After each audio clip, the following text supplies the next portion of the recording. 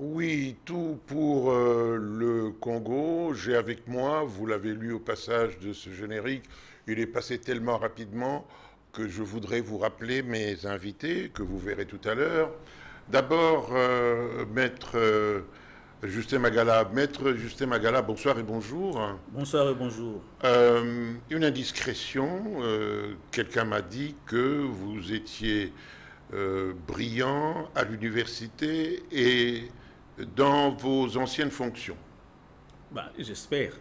Mais c'est vrai, J'espère, parce que il est modeste avec ça. il faut, nous continuons à travailler pour. Ça, c'est une très très bonne réponse.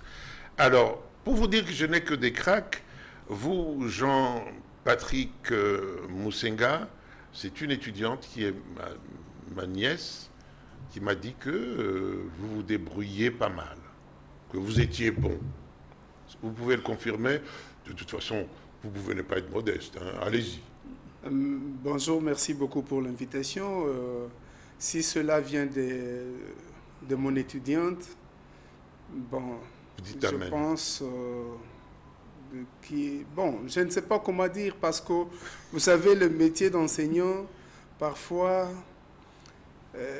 on pense bien transmettre la matière, mais la distance qui existe entre celui qui transmet et ceux qui doivent nécessairement avoir cela fait peut-être qu'il y a des interférences Oui. qui fassent que En communication, on appelle ça des bruits. un enseignant soit réputé bon et d'autres mauvais. Mais je suis quand même content Voilà. qu'il y ait Une sorte de compliment, et nous avons M. l'abbé Poundou, n'a pas démontré s'il est brillant ou pas, vous le savez. Alors, je vous pose la première question, Maître Magala. Nous avons titré cette émission en accord avec tout le monde, Tout pour le Congo. Et si nous l'avions titré Tous pour le Congo, qu'aurait été la différence? Je crois que tous pour le Congo aurait été réducteur, parce que quand nous disons tout pour le Congo, nous supposons ou nous entendons mettre tout au profit du Congo, les volontés, les décisions, les esprits, le matériel, les biens, les richesses, tout doit converger pour les intérêts du Congo. Merci, maître. La même chose. Je vais juste ajouter, pas le mal. Tous les biens pour le Congo. Pas le mal, en tout cas pas le mal. C'est beaucoup plus grand que tous pour le Congo. Donc, Maître l'a su bien dire, quand on met tous pour le Congo, on réduit. Et lorsque l'on parle de tout, c'est une expansion en fait. Et donc vous dites rien que le positif. Oui, pas les négatifs. Très bien. Alors, vous savez, en communication, nous, on dit, enfin, communication institutionnelle, hein, parce que en communication, il y a le journalisme, il y a aussi la communication institutionnelle. Nous, on dit, avant toute analyse, dans des phénomènes comme ceux-ci, il faut d'abord identifier ce que vous avez comme force et ce que vous avez comme faiblesse. Si vous identifiez que vous avez des faiblesses, c'est pour que ces faiblesses, vous puissiez les transformer en force afin que tout cela mis ensemble, vous puissiez obtenir des, comment on appelle ça, des opportunités. Est-ce que c'est clair, Maître Magala, ou bien il faudrait que je m'explique davantage? Non, c'est clair. Je crois que tel que présenté, le raisonnement vaut toute sa pesanteur. Pourquoi? Parce que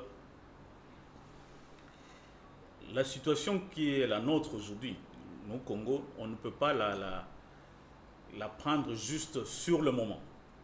C'est une situation qui nous oblige d'abord à réfléchir, à voir d'où nous venons, à voir où nous en sommes et surtout savoir où nous allons. D'où venons-nous? Je sais de quoi... Je devine. Oui. Parce qu'on en a déjà parlé dans cette...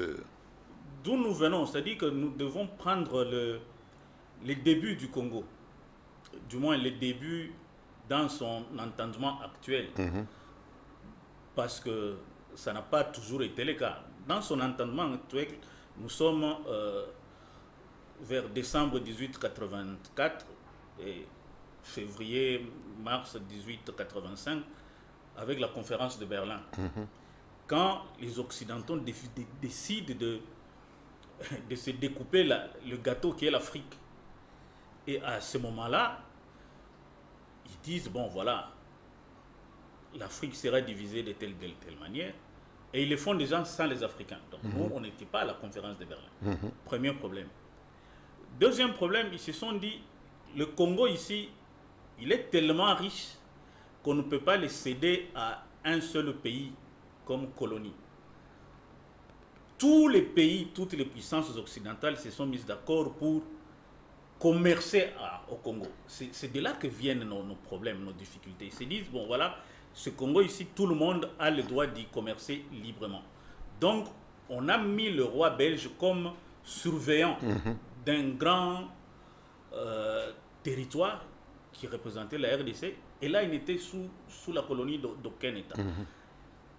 Et cette situation a perduré. Même après l'indépendance, tout le monde a continué à commercer tous les Occidentaux. Sur les territoires, les Occidentaux. C'est-à-dire, quand vous voyez même l'histoire des sociétés, des grandes sociétés, vous verrez que tel avait la Gécamine, tel avait Miba, tel avait PLZ, tel avait...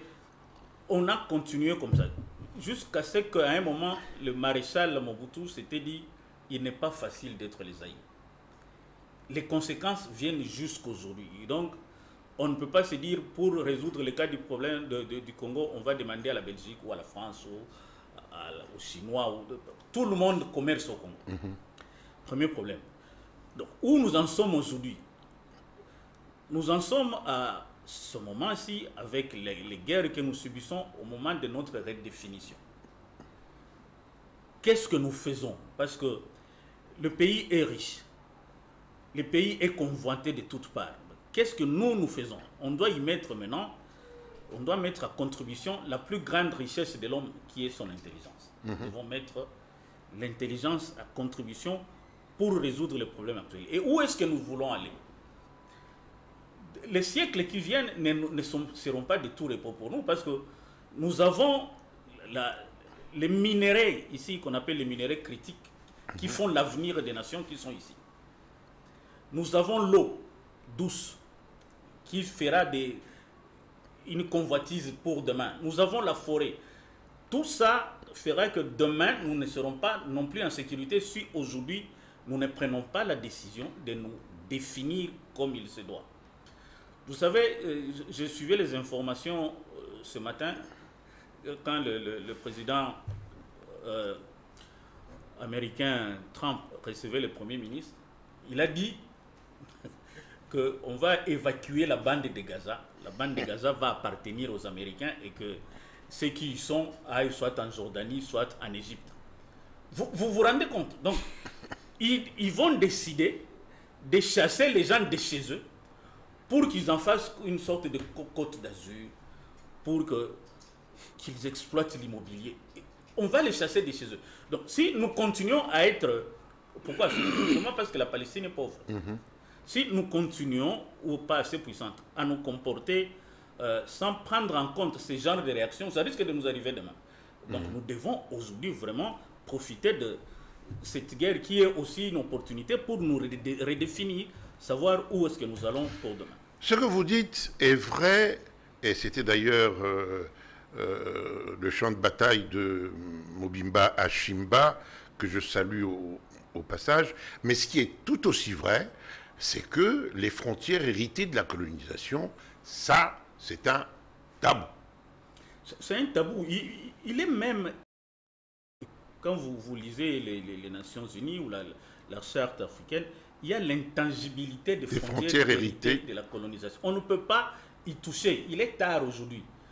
C'est pour ça que je plaide pour non seulement l'intangibilité là, mais pour que nous développions une autre façon de nous défendre. C'est-à-dire que la défense du pays doit être la priorité des priorités.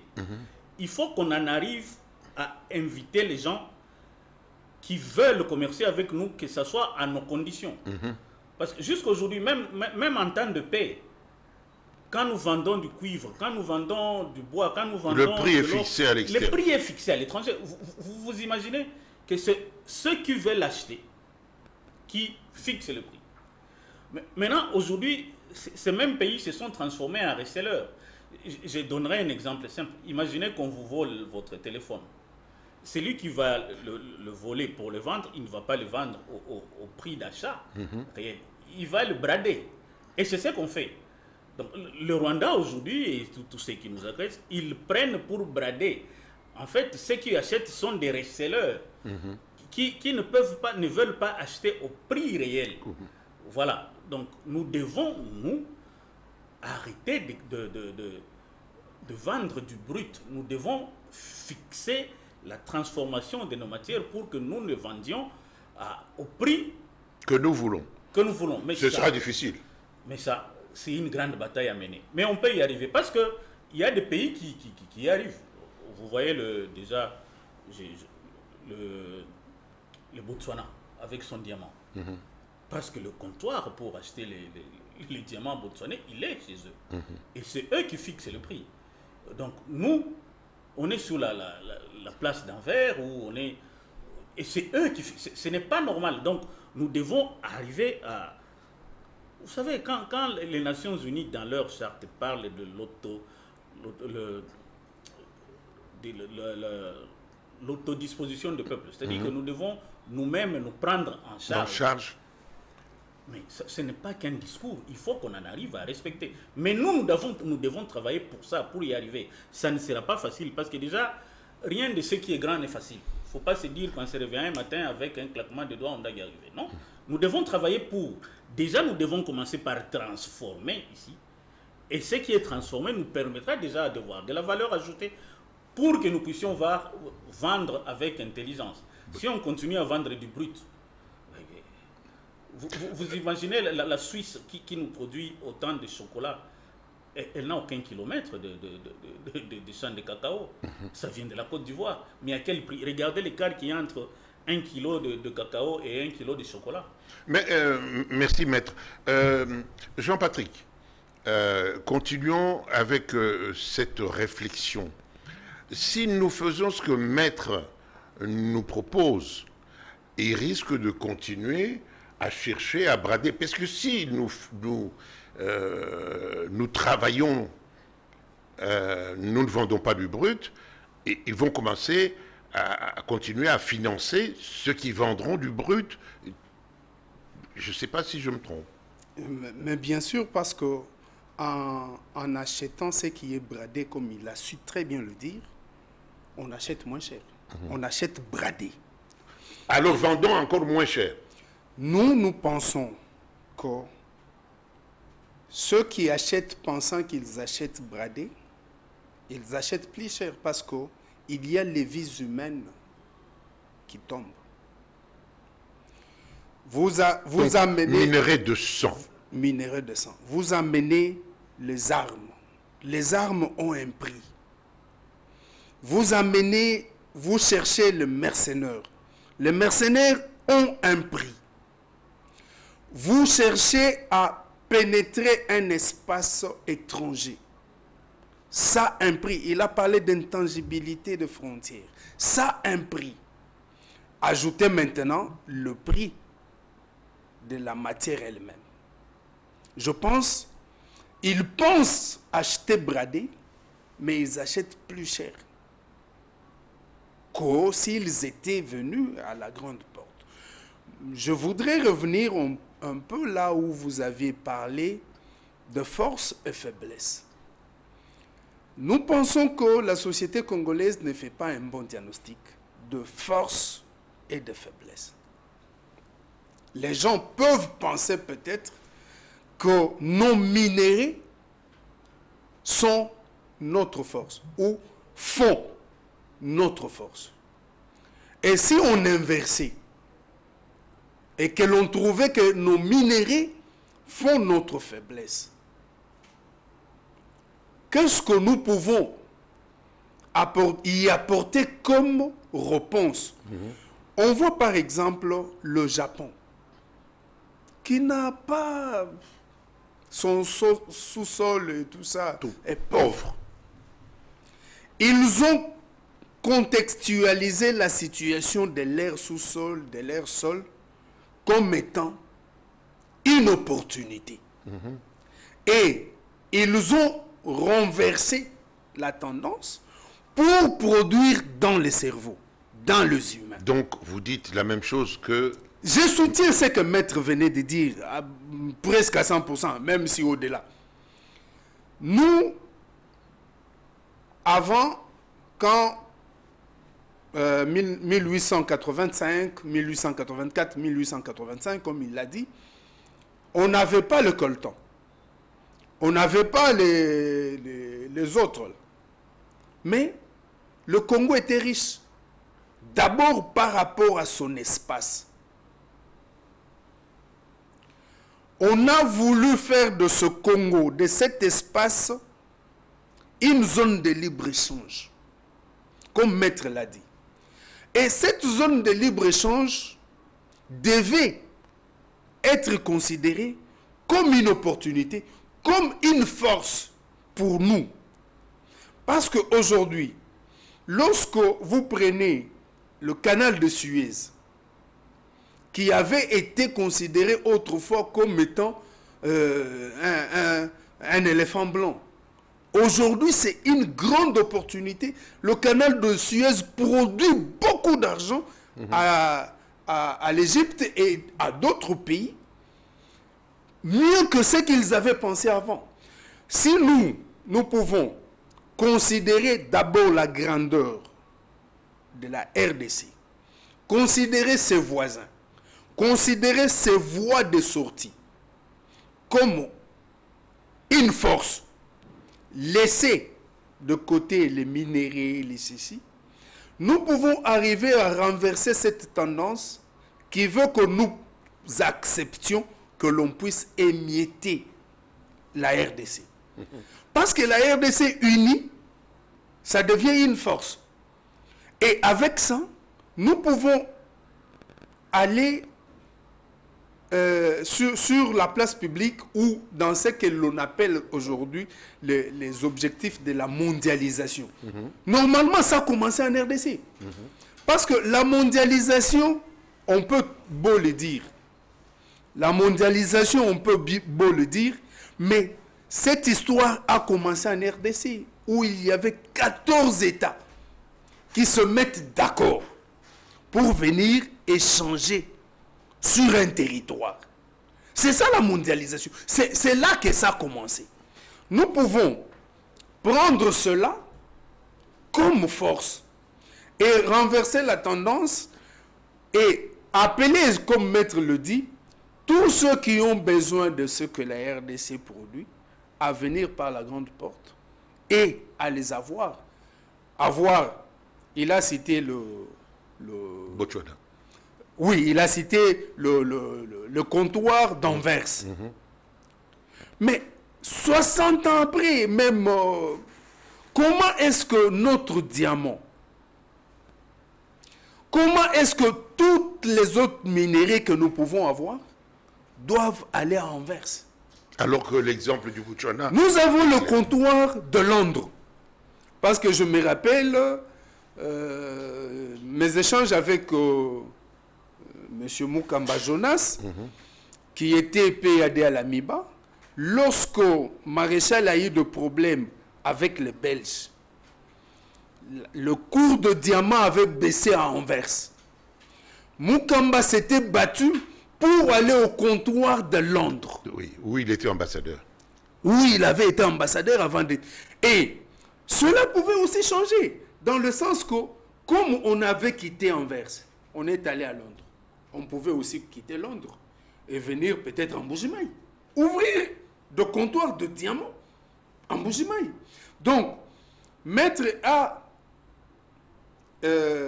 développer une théorie très grande qu'on ne peut pas soutenir dans une émission d'1 heure et 1 heure et demie. Non, c'est moins, même moins.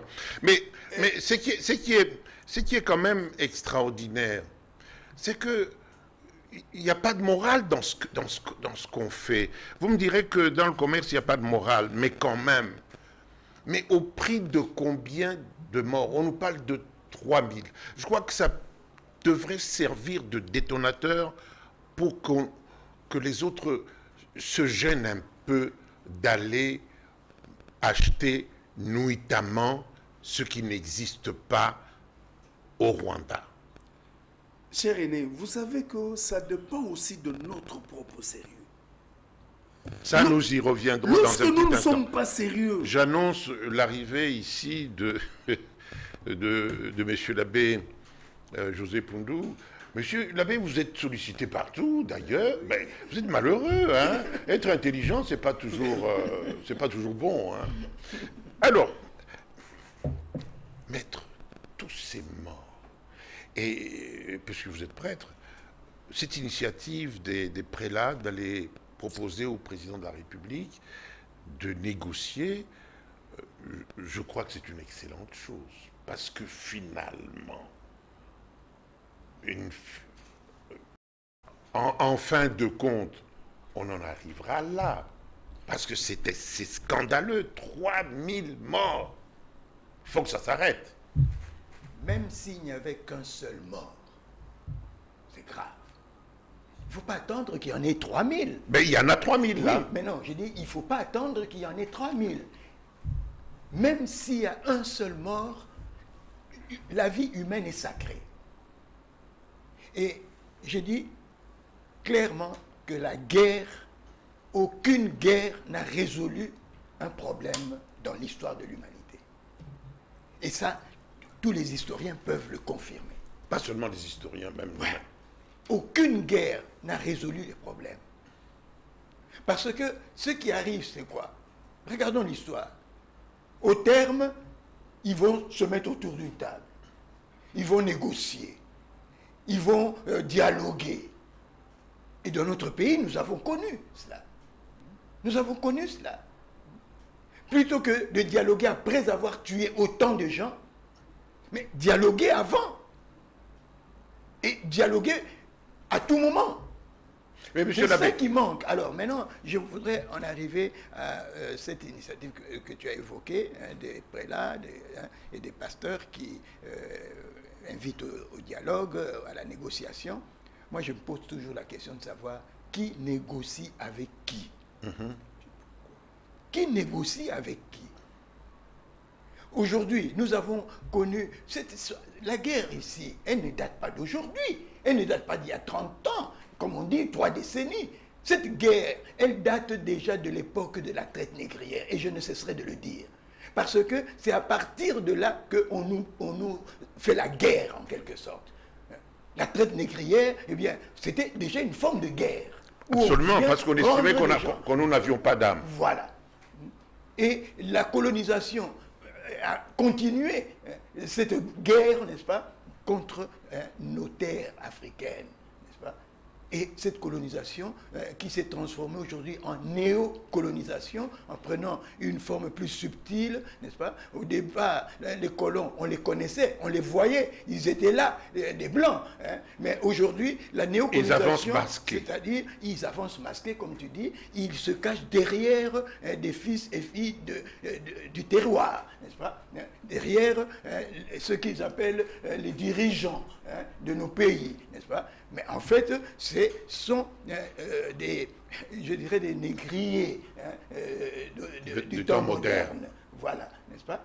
Alors, moi, je me dis, négocier. Qui va négocier avec qui? Et vous répondez? Et je réponds en disant, il faut négocier avec le vrai ennemi. Il faut négocier avec le vrai agresseur. Et le vrai agresseur, c'est l'Occident, qu'on se le dise. c'est l'Occident, Europe et États-Unis. Qu'on se le dise. Bon, puisqu'ils nous font tant de mal, est-ce qu'il ne faut peut-être pas changer d'amis? C'est pas une question peut-être de changer d'amis. Bon, vous savez, tous ces soi-disant amis, il n'y a pas d'amis. Vis-à-vis du Congo, il n'y a pas d'amis, il n'y a que des intérêts. Même ceux vers lesquels on voudrait se tourner, les Russes, les Chinois, pour ne pas les citer, n'est-ce pas? Eh bien, ce ne sont pas nos amis. Ce sont des gens qui ont les yeux fixés, rivés sur nos richesses, nos ressources naturelles. C'est ce qui les intéresse. C'est tout ce qui les intéresse. Et alors, aujourd'hui, moi je crois que si négociation il y a, eh bien, c'est, je dirais, au niveau le plus haut, hein, c'est les Occidentaux, asseyez-vous là. Les Africains, asseyons-nous là. Eh bien, maintenant, négocions. Parlons-en. Vous vous êtes réunis en 1885 à Berlin sans nous. Vous avez décidé sur nous, sans nous. Et tout ce que nous vivons aujourd'hui, ce sont les conséquences de ces décisions que vous avez prises à la conférence de Berlin. Sans nous. Maintenant, nous sommes là. Nous sommes là. Eh bien, à notre initiative. Ce n'est pas votre initiative, c'est nous qui prenons l'initiative. Et nous vous demandons qu'on se mette autour d'une table. Et parlons-en. J'ai entendu un ami parler des richesses et tout ça, qui sont une opportunité pour nous. Ce sont des opportunités pour nous. Oui, ce sont des opportunités pour nous si nous étions un pays libre, si nous étions un pays souverain, si nous étions un pays réellement indépendant. En ce moment-là, on peut dire, oui, ce sont des opportunités. Mais, monsieur l'abbé, nous sommes quand même... Nous ne le sommes pas. Mobutu disait formellement. Il disait quoi? Pour la forme, oui. Pour la forme. Mais pour des faits, nous ne le sommes pas. Nous ne le sommes pas. Mais si nous ne le sommes pas, alors vous proposez que nous puissions négocier. À ce moment-là, il refuserait si nous ne sommes pas... Eh bien... il se dirait, puisque vous n'existez pas, je ne viens pas à la table. Ça serait un aveu, justement, de ce que nous affirmons. Maître Magala? Mais l'aveu, il ne sert même à rien de continuer à douter. En fait, c'est pour ça que même la négociation là n'est pas aisée. C'est-à-dire que nous voulons, quand le Rwanda, j'aime bien la culture congolaise, il y a un adage qui dit, quand vous voyez un poussin remplir la casserole, c'est que sa mère est en dessous. C'est-à-dire, le Rwanda en lui-même ne représente rien. Franchement. Mais c'est tous ceux qui sont derrière le Rwanda pour avoir le minerai à moins cher, pour avoir tout ça à moins cher. Parce que nous allons dans une économie qui, d'ici 30 ans, va refuser les véhicules à mazout, à essence. Tout le monde se rue vers le coltan et le cobalt. Et après, ça sera vers l'eau, vers la tourbière, vers... Maintenant, ces mêmes personnes-là qui financent les Rwandais. Ils cherchent à nous affaiblir davantage. Oui, mais pourquoi on serait... Ce sont les mêmes personnes vers lesquelles on se tourne pour trouver une solution. C'est impossible. C'est-à-dire que... Parce qu'eux, ils ont déjà promis au Rwanda la protection. Quand nous venons, nous demandons... Vous n'avez pas vu comment la ministre des Affaires étrangères souffre. Tout le monde est d'accord qu'on pille, mais personne ne veut sanctionner le Rwanda. C'est interpellateur. C'est-à-dire qu'il y a quelque chose qui ne marche pas. Et non seulement ça. Vous savez, quand Jean Sens dit en 60 qu'avant l'indépendance égale la pleine indépendance. Après l'indépendance, comme avant l'indépendance. C'était, comment je dirais, un résumé d'une très grande réalité. Il n'a fait que dire la vérité parce qu'il avait les constats en main. Il dit, bon, si nous... Il avait toutes les données. Oui, il avait toutes les données. Il dit, mais avant égale après, ou après égale avant. Et c'est dans cet état-là qu'ils veulent nous maintenir. Donc c'est à nous, comme j'ai dit, de faire travailler notre intelligence. C'est-à-dire, d'abord, on doit être un liboqué, on doit former un seul bloc. Il faut arrêter ce genre de discours séparateurs. Nous devons parler le même langage et affronter l'ennemi commun. Vous savez, les matières premières ne sont pas éternelles. Quand vous survolez le Katanga, on a pris le cuivre, il reste des trous.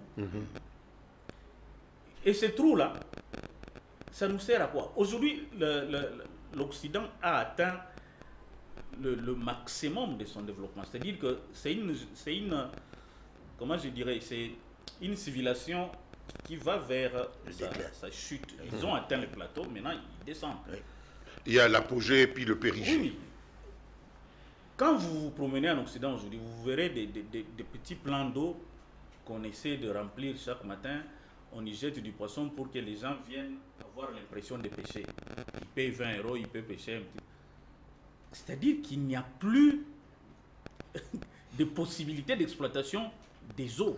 Parce qu'il n'y en a pas. Ils ont tellement contaminé les eaux avec leur système d'exploitation que ça marche. C'est une civilisation. Nous, de par la jeunesse de notre population, de par l'envie d'apprendre que nous avons, nous sommes en pleine évolution, nous sommes en train de monter. D'ici 30 ans, 25 ans, on sera à plus de 200 millions de Congolais. Il faut se dire, bon, est-ce qu'on aura 200 millions de Congolais nini? Pas des Congolais aveugles ou... Non, il faut qu'on ait 200 millions de Congolais travailleurs. Mais j'allais dire, monsieur le maître, et si nous parlions de l'Afrique? Ça serait encore meilleur. Ça serait encore meilleur si on avait cette idée-là. Et vous verrez que tous les panafricanistes ont été soit assassinés, soit parce marginalisés. Kadhafi est parti, pourquoi? À cause des États-Unis d'Afrique. Vous voyez même les Nkwame Nkrumah, les Lumumba, c'est ça. Mais nous devons reprendre ces flambeaux-là. Parce que, pourquoi les États-Unis sont les États-Unis? Ils sont en 52. Et aujourd'hui, ils veulent faire... Bon, enfin, qu'est-ce que vous en dites, Jean-Patrick? Bon, moi, je suis en train de voir ce que... avec ce qu'on avait commencé avant. Où étions-nous? Ou d'où venons-nous? Où sommes-nous? Où allons-nous?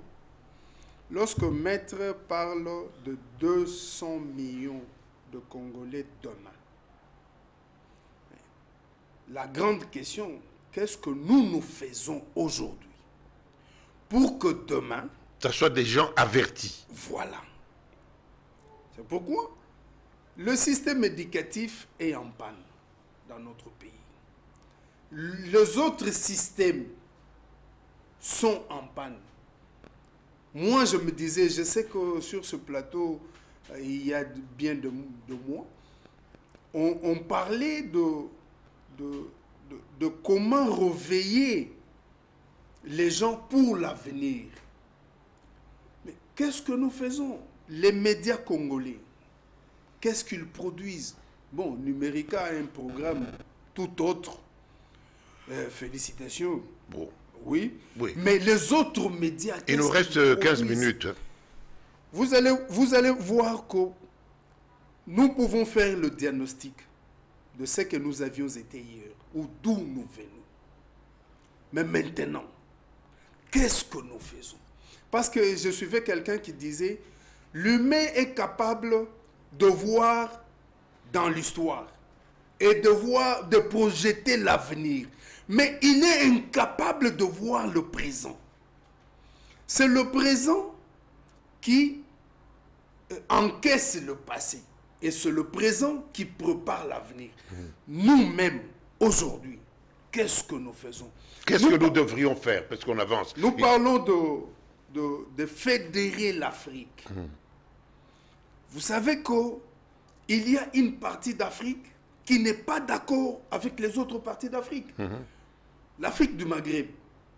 Ils n'acceptent pas les autres.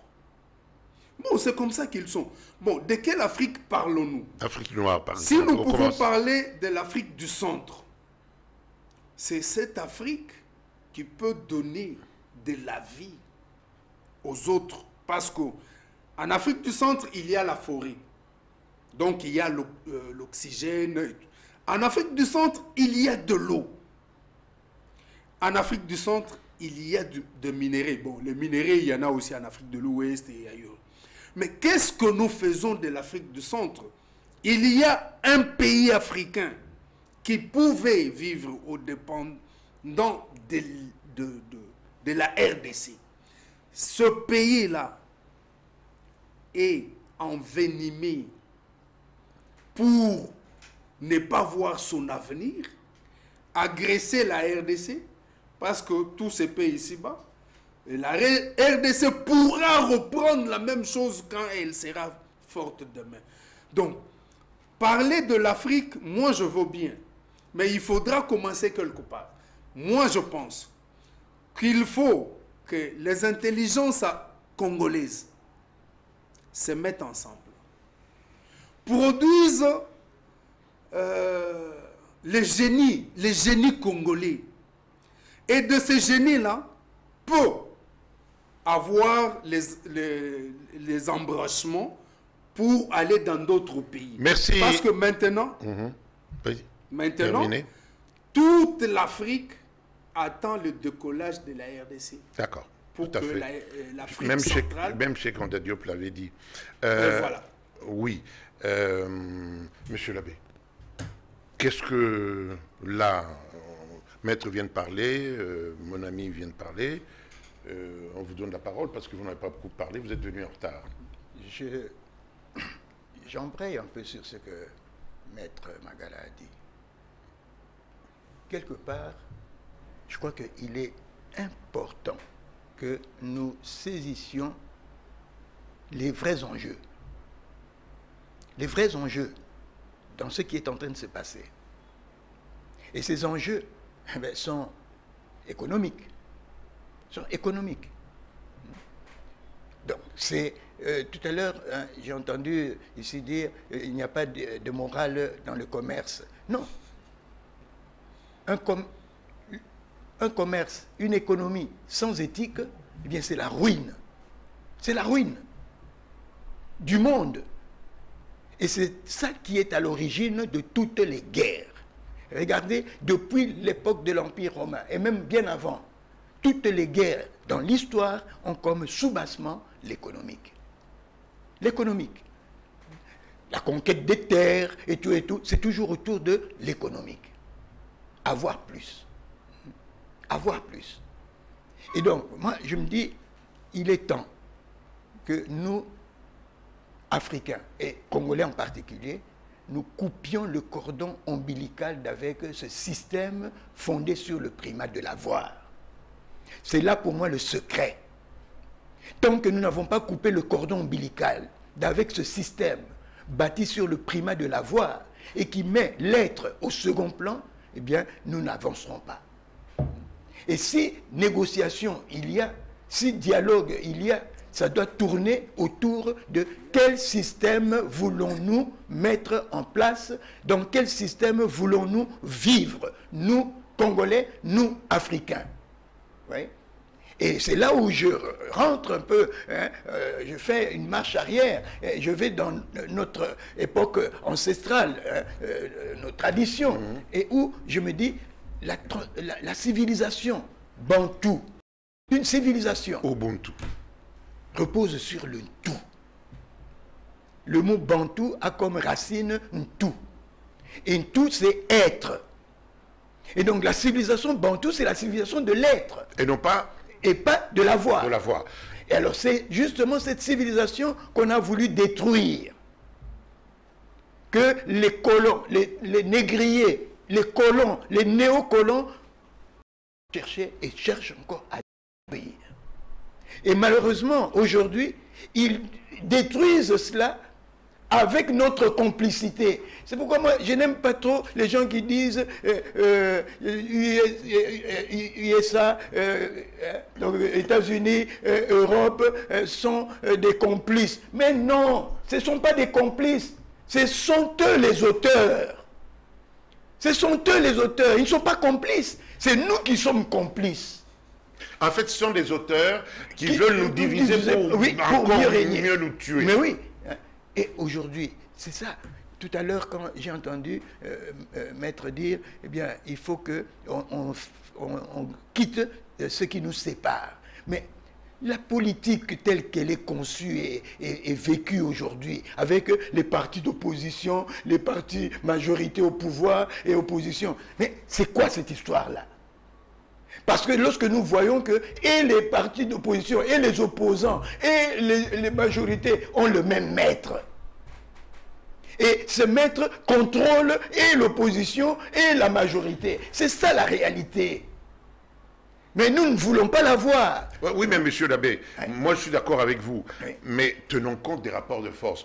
Ces gens-là, ils sont gourmands, mais si on tient compte des rapports de force, les rapports de force, on nous a fait croire que c'est nous qui étions en position de faiblesse et eux en position de force.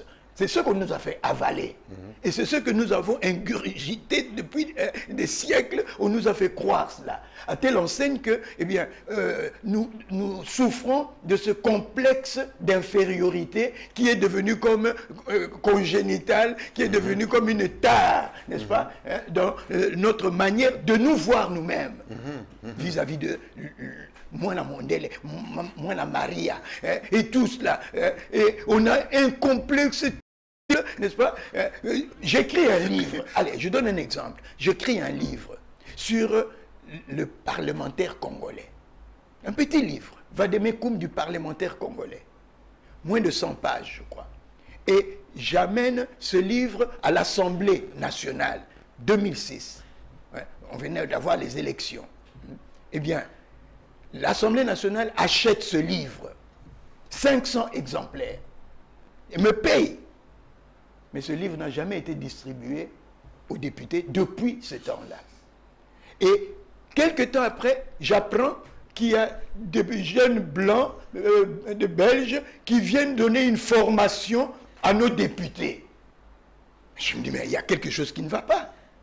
Un compatriote écrit un livre pour former justement nos députés, Vademecum du parlementaire congolais, n'est-ce pas? Sous-titre, ce qu'un parlementaire devrait savoir et savoir faire, n'est-ce pas? Eh bien, on ne distribue pas. Mais un petit blanc arrive, n'est-ce pas, donc c'est où, et c'est lui à qui on accorde de l'importance. C'est lui à qui on donne l'opportunité de former nos députés. C'est un complexe terrible. Oui, d'infériorité. D'infériorité. Il faut rompre avec ça. Il faut rompre avec ça. Il faut qu'à un moment donné, on se dise, trop, c'est trop. Il faut arrêter. Et toutes ces histoires-là, opposition, majorité, aujourd'hui, ça doit cesser. Absolument, surtout à ce moment. Ça doit cesser. Parce que nous n'en avons pas besoin. Et d'ailleurs, quand on regarde bien, l'opposition en question n'est jamais une opposition idéologique. C'est une opposition opportuniste, de ôte-toi de là que je m'y mette. Tu as mangé jusqu'ici, eh bien moi maintenant, c'est mon tour à moi aussi de manger. D'où on parle de la mangeoire. Le pouvoir est devenu la mangeoire. Chacun doit manger à son tour, n'est-ce pas? Et ça nous amène à quoi? Et puis, monsieur l'abbé, il ne nous reste plus beaucoup de minutes. Nous sommes là pour former le plus grand nombre. C'est pas tout le monde qui suit cette émission parce qu'elle se passe malheureusement en français. Moi j'ai l'impression que dans nos têtes, il y a beaucoup de tard. Ceux qui entourent nos chefs adorent flatter au lieu de dire certaines vérités, craignant perdre leur poste. Moi, je pense qu'aujourd'hui, puisque le chef, c'est le président Tshisekedi, je pense que on l'a suffisamment flatté. Que les gens ne continuent pas à flatter parce qu'ils n'auront pas de poste. Il est fatigué d'être flatté, qu'on puisse commencer enfin à ne lui dire que la vérité. Il vient de faire des années au pouvoir. Arrêtons de flatter pour avoir un peu de pouvoir. Un peu d'avoir. Un peu d'avoir. Un peu d'avoir. C'est ça, oui, un peu d'avoir. Arrêtons avec cette affaire-là. Oui. Et construisons ensemble un pays là où il fera bon vivre. Maître, il ne reste plus que 8 minutes. Qu'est-ce que tu as envie de dire, hein? Qu'est-ce que vous avez envie de dire? Moi, je ne peux pas vous tutoyer, même si vous êtes jeune. Je serai très bref. Vous savez, il y a un autre adage africain qui dit aussi longtemps que les lions ne saura pas écrire, c'est le chasseur qui aura toujours raison. Il faut qu'on écrive notre histoire. En fait, même quand on dit développement, quel est le plan que nous avons pour nos minéraux sur 100 ans, sur 200 ans, sur 50 ans? Qu'est-ce que nous proposons? Parce qu'il faut que, s'il y a élection, c'est pour quels objectifs? On doit avoir un plan directeur. Voici ce que nous allons faire pour la forêt. Voici ce que nous voulons faire pour les mines. Voici ce que nous voulons faire pour l'eau. Les mines s'épuisent. Les minéraux, là, ça s'épuise. Les forêts, ça s'épuise. C'est pas des... En fait, au-delà de tout ce que nous avons, c'est la tête qui doit primer. Oui, oui. Qu'est-ce que nous voulons faire? Qu'est-ce que nous proposons à ceux qui viennent après nous? Parce que dans quelques années, dans 300, il ne restera plus que des trous, hein, si nous ne faisons pas attention. Des trous. Et puis, il faut, des fois on se trompe. Vous savez, aujourd'hui, dans quelques jours, quelques années, Kagame va partir, ou il sera mort, ou il sera un humain. Après, il y aura un autre Kagame. Oui. Vous savez, il y a eu Hitler, après Hitler est mort, il y aura toujours des gens pour faire ces salles de zone. Donc c'est à nous de prévenir pour que quand ils viendront encore, qu'ils nous trouvent suffisamment organisés pour dire voilà, là vous ne passez pas. Parce que eux, ils font deux jobs en un seul. C'est-à-dire quand ils viennent piller nos richesses ici, ils en profitent pour vendre les armes. Les armes qu'ils vendent là pour l'Ukraine, les armes destinées à l'Ukraine se retrouvent au Congo, mais ça fait tourner l'industrie occidentale. Voilà. Ça crée du travail chez eux, ils se vendent. Nous, on est au taux de travail... Oui, mais parce que tout ce qu'on donne à l'Ukraine, là, c'est à crédit. Voilà. Quand la réunion qu'il y a eu hier ici, je vous ai parlé de Trump. Trump a fait son argent dans l'immobilier. Et quand il parle de reconstruire la bande de Gaza sur le modèle Côte d'Azur, il se voit dans la tâche, dans sa tête d'agent immobilier. Il va créer du boulot. Et pour s'enrichir. Pour s'enrichir encore davantage. Ce n'est pas pour rien qu'il y a Elon Musk autour. Donc, c'est nous qui devons prévenir. Si déjà nous, aujourd'hui, nous pouvons commencer à produire ces véhicules à batterie rechargeable nous-mêmes, nous saurons déjà consommer nos minéraux ici. Déjà nous, on ne peut pas toujours vendre, tout vendre et en désordre. On a même vendu, donc on prend et la terre et tout ce que... Vous savez que quand on vendait le cuivre dans son temps, ça partait avec... comment le truc vert ici qu'il y a avec... Malachite. Malachite, avec cobalt, avec de l'or, qui avait tout. Et les Chinois, ils allaient trier chez eux. C'est ça. On a même fini la grande montagne là qu'il y avait à la GKB. Oui, oui. Les gens se sont rendus compte qu'il y avait encore beaucoup de richesses dedans. Donc, ce n'est pas ça qui va nous développer, avoir des richesses. Le potentiel, c'est bien. Mais qu'est-ce qu'on en fait? Il faut définir les objectifs à court, moyen, long terme. Qu'est-ce qu'on va faire du pays? Qu'est-ce qu'on fait des richesses? D'abord l'aimer et le connaître, parce que nous ne le connaissons pas suffisamment. Malheureusement. Quand on parle, quand on parle de Bukavu, bon, vous, c'est quelque chose, moi un peu, je suis passé par là à plusieurs reprises. Mais il y en a que c'est vague. Goma, bon, c'est vague. C'est un pays qui n'a besoin que d'amour de sa population. Et nous sommes 100 millions. C'est déjà un marché intérieur. Un marché terrible. Vous imaginez qu'il y a à peine 6 ans, on importait encore les poissons tilapia de l'Ouganda. Il a suffi qu'on fasse les programmes dans le lac Kivu pour cultiver les poissons sur place. Aujourd'hui, à Bukavu, on n'importe plus les tilapia parce qu'on en produit tellement. C'est-à-dire que ce n'est qu'un pan de ce qu'on peut faire de tout ce qu'on a ici. C'est-à-dire qu'il y a moyen de vivre sans importer le Thomson. Voilà. Si nous mettons ça en pratique, il y a moyen de vivre sans... Comment nous pouvons dépendre du Thomson? Vous vous imaginez qu'on se dit, ok, les fêtes commencent, nous allons baisser les taxes pour avoir les Thomson, franchement. Maître, monsieur le sociologue. Oui, ça aussi, c'est un autre problème. Vous pouvez vous dire, bon, moi là, je me pose cette question. qu'est-ce que nous faisons maintenant?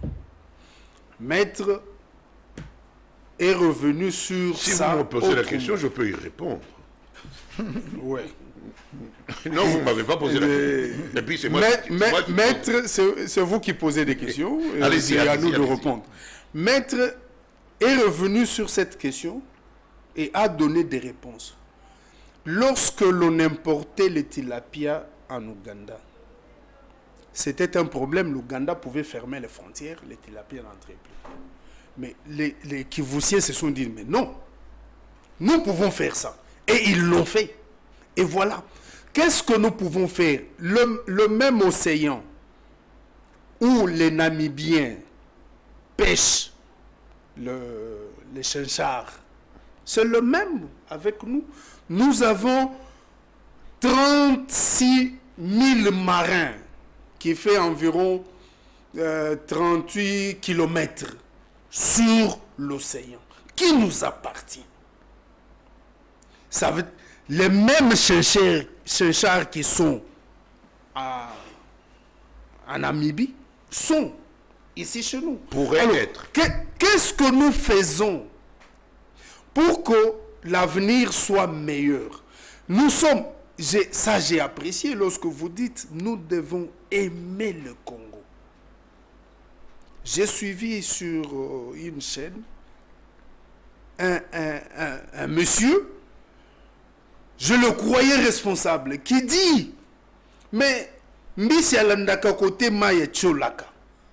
Moi, si je trouve mon intérêt à suivre Son avoir. oui, son avoir à lui. Oh, Si je trouve l'intérêt à suivre Nanga, j'irai.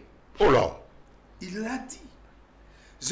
Et ça, je vois ce que vous avez proposé. On doit aimer le pays et le connaître. Parce que si vous connaissez votre propre pays avec les opportunités que le pays offre, vous ne pouvez pas suivre les opportunités que le Congo offre, surtout à ses enfants. On ne peut pas Supporter les autres et accepter que et le d'autres... brader. Oui, de le brader et accepter que d'autres viennent nous... On sera jaloux. C'est pas possible. Mais, monsieur l'abbé, c'est vous qui allez conclure, je crois. À moins qu'on me dise qu'il nous reste encore quelques autres minutes. Ben, si j'avais une parole de conclusion, ce serait, première chose, arrêtons la guerre. Arrêtons de nous battre. Déposons les armes. C'est tout. Mais c'est pas nous J'ai dit arrêtons. Je n'ai pas dit, j'ai dit ça au pluriel. Quand je dis arrêtons, ça s'adresse aux uns et aux autres. Donc à tout le monde. Arrêtons de nous battre. Et ça, c'est impératif. Arrêtons de nous battre.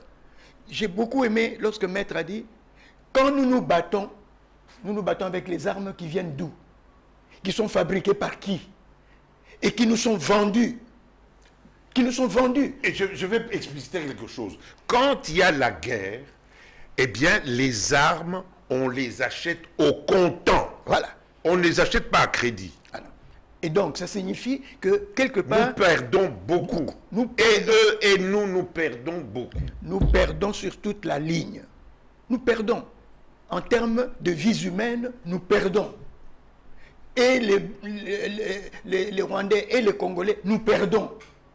En termes de vies humaines, nous perdons. Et en termes, je dirais, de joie de vivre, nous perdons. Alors, arrêtons.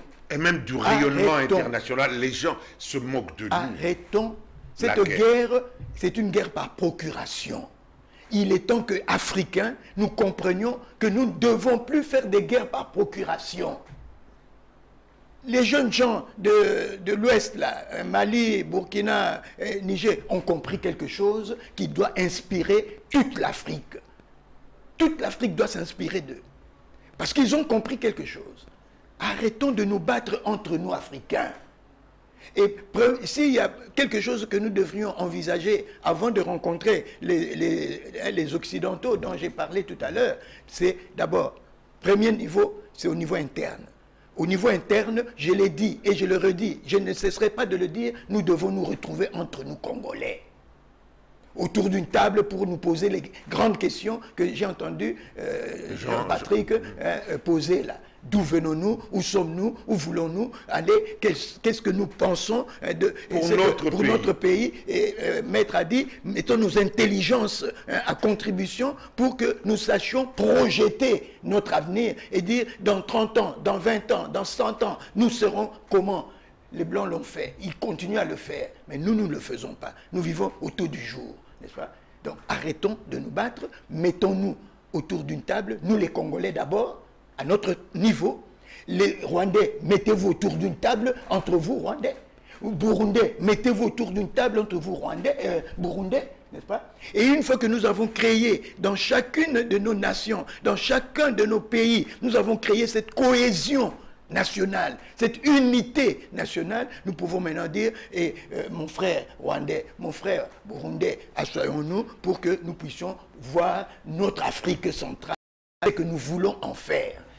Et une fois que nous nous sommes mis ensemble, n'est-ce pas, entre nous, n'est-ce pas, pour décider de ce que nous voulons faire de notre Afrique, nous pouvons maintenant dire, vous les Blancs là, vous qui nous avez utilisés jusqu'aujourd'hui comme des nègres de service, eh bien, mettons-nous autour d'une table pour que nous parlions d'égal à égal, en tête à tête, n'est-ce pas, les yeux dans les yeux, n'est-ce pas, et sans complexe aucun, ni de supériorité, ni d'infériorité. Nous nous parlons d'homme à homme. Voilà. Et je crois que si nous arrivons à cette étape-là, nous avons ouvert la voie pour un autre monde, pour un nouveau monde. Et ce nouveau monde suppose beaucoup d'énergie spirituelle, beaucoup d'énergie intellectuelle, beaucoup d'énergie du cœur, pour que nous puissions nous rencontrer cœur à cœur, nous parler cœur à cœur. Merci, monsieur l'abbé.